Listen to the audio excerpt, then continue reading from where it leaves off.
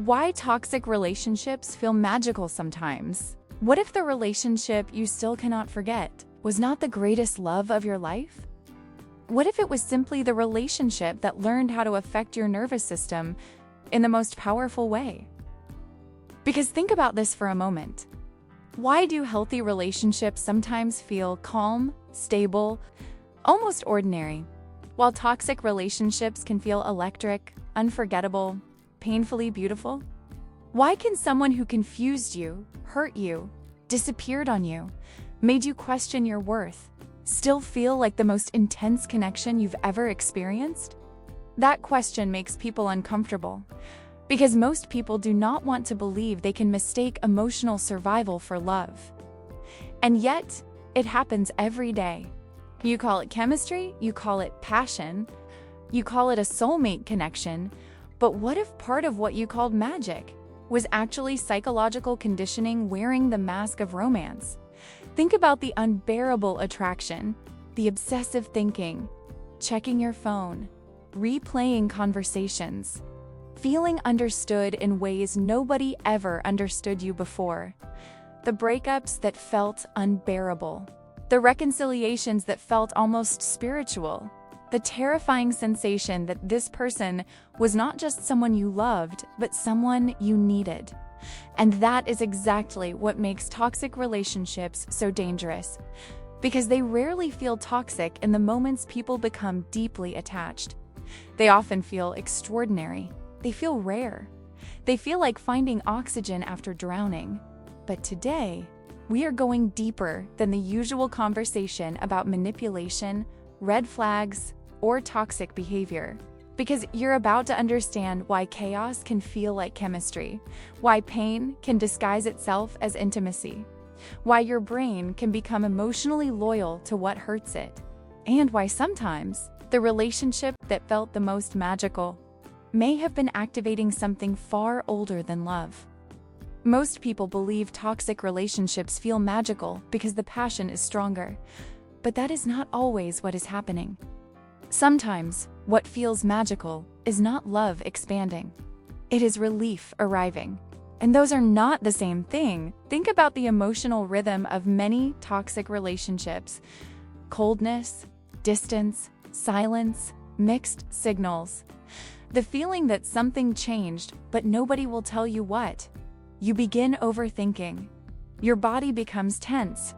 You start scanning for clues. Did they lose interest? Did you do something wrong? Are they pulling away? Then suddenly, they come back. Warmth, attention, affection, validation, a sweet message, an apology, a deep conversation at midnight, and your body reacts like something extraordinary just happened, not because the affection was extraordinary, because the suffering stopped. That changes everything. Your nervous system experiences relief as euphoria. The emotional low makes the emotional high feel larger than it actually is. That is why some people describe toxic relationships almost like an addiction to intensity. Not because every moment is beautiful, because the contrast is powerful. Extreme emotional winters can make ordinary warmth feel like sunlight after years in the dark. And here is the uncomfortable truth most people never hear. Sometimes you are not falling deeply in love with the person. You are falling deeply in love with the disappearance of your pain. Read that again emotionally. Not the person, the relief, the moment they text back, the moment they soften, the moment they choose you again. And because the emotional suffering was so intense, the temporary comfort feels profound, meaningful, almost destined. You mistake emotional recovery for emotional depth. You mistake relief for connection. You mistake the end of anxiety for proof of love. That is why toxic relationships can create experiences people describe as magical. Not because the relationship consistently nourishes you, but because deprivation can make small moments of affection feel enormous. And once you understand that, another disturbing question appears. If emotional contrast creates the feeling of magic, what happens when affection becomes unpredictable? What happens when love stops being stable? and turns into a game, your brain cannot stop trying to win. Here is something most people never realize while they are inside a toxic relationship. Your brain is not always attached to what is loving. Very often, it becomes attached to what is uncertain. And uncertainty is powerful. More powerful than consistency in ways that surprise people. Because constant affection feels safe, predictable, available, but unpredictable affection does something different. It keeps your brain searching, waiting, calculating, hoping. You know what this resembles? A slot machine. Not knowing when the reward is coming, but believing it could come at any moment. That possibility keeps people pulling the lever. Again, again, again. Now, replace money with emotional validation. You send the text, no answer, hours pass, then suddenly, affection, warmth, attention, intensity. Your brain receives the reward, not consistently, randomly, and random rewards are neurologically sticky. That is why people can become emotionally trapped in relationships that confuse them more than they comfort them. You are not only loving the person, you are chasing the possibility of the next emotional high. Checking your phone starts feeling urgent. Waiting for their message becomes part of your emotional climate. A good interaction can erase days of anxiety. One beautiful night can make you forget 10 painful ones. And slowly, unpredictability begins disguising itself as depth. You tell yourself things like, "No one has ever affected me like this. This connection is different. I cannot explain what I feel." Of course you cannot, because your nervous system is no longer responding to stable connection. It is responding to intermittent reward, emotional gambling. That is the dangerous part. Your brain becomes less emotionally stimulated by what is guaranteed, and strangely fascinated by what is inconsistent. Not because inconsistency is romantic, because uncertainty activates pursuit, and pursuit can feel intoxicating. But this creates another problem almost nobody talks about. After enough emotional chaos, something unexpected begins to happen. Healthy love can start feeling unfamiliar, too calm, too predictable, almost wrong. And that changes the way people experience relationships in ways that can be deeply confusing. This is where the conversation becomes uncomfortable. Because leaving a toxic relationship does not automatically reset your emotional system. Many people expect that after chaos, healthy love will immediately feel like peace, like coming home, like finally breathing again. But for some people, something completely different happens. Healthy love feels strange, too stable, too available, too calm, and they do not know what to do with that feeling. Because after emotional chaos, peace can feel emotionally quiet in a way the body no longer recognizes as exciting. No games, no emotional whiplash, no disappearing acts, no desperate need to decode mixed signals. Just consistency, respect, clarity, and oddly enough, that can feel underwhelming to someone whose nervous system adapted to unpredictability. Not because healthy love lacks depth, because the body has learned to associate emotional activation with connection, adrenaline with chemistry, anxiety with desire, emotional instability with passion. So when safety arrives, part of the person may secretly ask, where is the intensity? Why does this feel slower? Why am I not obsessing? And that question can become dangerous, because people sometimes mistake the absence of chaos for the absence of love. They interpret calm as boredom, predictability as emotional distance, security as lack of chemistry. But what if the issue is not the relationship? What if the issue is that your emotional blueprint was calibrated inside storms? Think about that.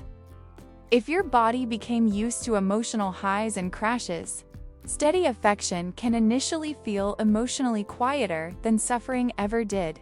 That does not mean healthy love is empty. It may mean your nervous system is detoxing from emotional overstimulation. And here's the line that changes how many people understand their past. Sometimes, you do not miss toxicity. You miss the emotional weather your body learned to call home. That realization can be painful, because suddenly the question is no longer, why do I still miss them? The real question becomes, what exactly am I missing? The person? The intensity? The pursuit? Or the feeling of being inside a story that felt larger than ordinary life itself? Because toxic relationships often give people something far more seductive than romance. They give them the illusion of being part of something exceptional. One of the most overlooked reasons toxic relationships can feel magical has nothing to do with love. It has to do with meaning. Because many toxic relationships do not simply convince you that you found someone extraordinary. They convince you that what you have is beyond ordinary human. Connection. Different. Rare. Untouchable. Something nobody else could possibly understand. You start hearing phrases like, no one understands us. Our connection is different. It's us against the world. You'll never experience this with anyone else. And slowly, the relationship stops being just a relationship. It becomes a private universe, a secret language, an identity that changes the emotional stakes completely. Because now, leaving does not just feel like losing a person, it feels like losing a story, a purpose, a version of yourself that believed you had found something exceptional. Humans crave meaning more than they realize. We want to feel chosen, seen, irreplaceable, part of something bigger than everyday life. Toxic dynamics often know how to exploit that hunger, not always consciously, but effectively. The emotional intensity creates the illusion that the relationship must be profound.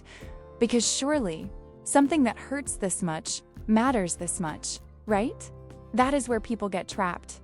They confuse emotional magnitude with emotional truth.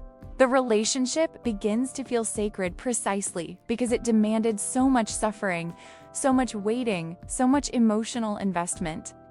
You tell yourself, I fought this hard because this connection is real.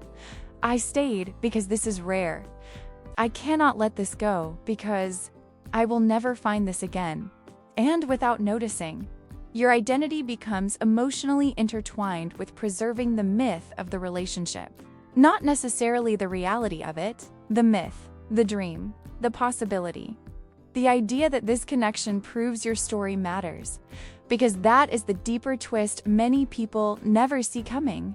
The relationship does not only become someone you love, it becomes evidence that your life contains a rare kind of meaning, and once attachment becomes connected to meaning, walking away can feel almost existential. But the next part may explain why leaving can feel terrifying even when you know the relationship is hurting you. Because sometimes, what people experience after leaving is not just heartbreak, it feels much closer to withdrawal.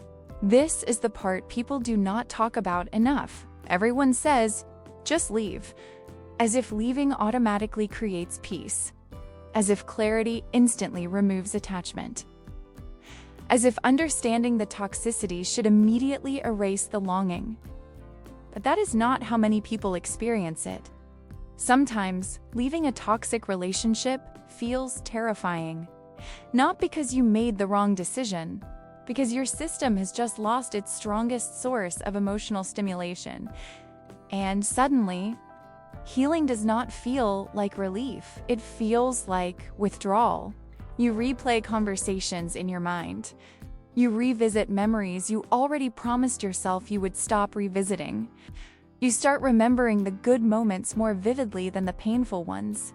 You crave contact, closure, one message, one explanation, one more conversation that will somehow make everything make sense.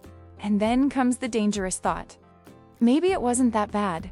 Maybe I overreacted. Maybe we just needed more time. That internal confusion can be deeply isolating, because part of you knows the relationship hurt you, but another part still misses it with alarming intensity. That contradiction makes people question themselves, their intelligence, their strength, their reality. But what if your confusion is not proof that you belong together? What if it is proof that your nervous system is adapting to the absence of emotional volatility? Because here is something many people need to hear. The absence of chaos can initially feel emptier than the presence of pain. That sentence sounds wrong until you live it. Because chaos creates constant stimulation, constant anticipation, constant emotional movement. When it disappears, silence arrives. Space arrives. And space can feel unbearable when your body became used to surviving emotional storms. That does not mean healing is failing. It may mean healing has started. Not the glamorous version people post about, the uncomfortable version. The version where peace feels unfamiliar before it feels safe. The version where your body still reaches for what your mind is trying to release, and hidden inside that struggle. There is a question almost nobody asks. What if what felt magical was not simply intense? What if it felt strangely familiar? What if the relationship was not awakening your deepest love, but something much older? This may be the most uncomfortable question in this entire conversation. Because most people spend years asking, why can't I let go? What was so special about this person? Why did this relationship affect me more than anyone else? But maybe there is another question hiding underneath all of that. Why did this intensity feel recognizable? Not good, not healthy. Recognizable, because those are not always the same thing. Sometimes people mistake emotional familiarity for destiny. Think about that carefully. Why did inconsistency feel emotionally meaningful? Why did uncertainty feel strangely alive? Why did having to earn affection feel valuable instead of exhausting? Those questions matter, because toxic relationships often do not create emotional patterns from nothing. Many times, they activate patterns that already know how to survive inside emotional ambiguity. Without realizing it, some people feel deeply pulled toward dynamics that recreate an old emotional atmosphere. Not because they consciously want suffering, because familiarity can quietly masquerade as connection. You may not be thinking, this hurts in a way I remember. Your body simply experiences the emotional landscape as strangely known. The waiting, the overthinking, the craving for reassurance, the feeling that love must be protected, earned, secured, chased. And when something feels familiar, the mind can mistake that recognition for proof. Proof that this matters. Proof that this is deep. Proof that this must be love. But familiarity is not always truth. Sometimes it is just repetition wearing emotional makeup. That is why the relationship can feel almost supernatural to you while looking painfully obvious to everyone around you. They see confusion. You feel meaning. They see instability. You feel chemistry. They see emotional exhaustion. You feel attachment. Because the relationship is not only happening in the present moment, it may be touching emotional patterns that existed long before this person entered your life. And here is the sentence that can change the way someone understands their entire relationship history. The relationship did not necessarily awaken your deepest love. It may have awakened your oldest emotional pattern. Sit with that for a moment, because if that is true, then the question is no longer whether the relationship felt magical. The real question becomes, what does real magic and love actually look like? Is it obsession, confusion, intensity? Or is it something far quieter and far more difficult to trust after chaos? So let's go back to the question that started this conversation. Why do toxic relationships sometimes feel magical?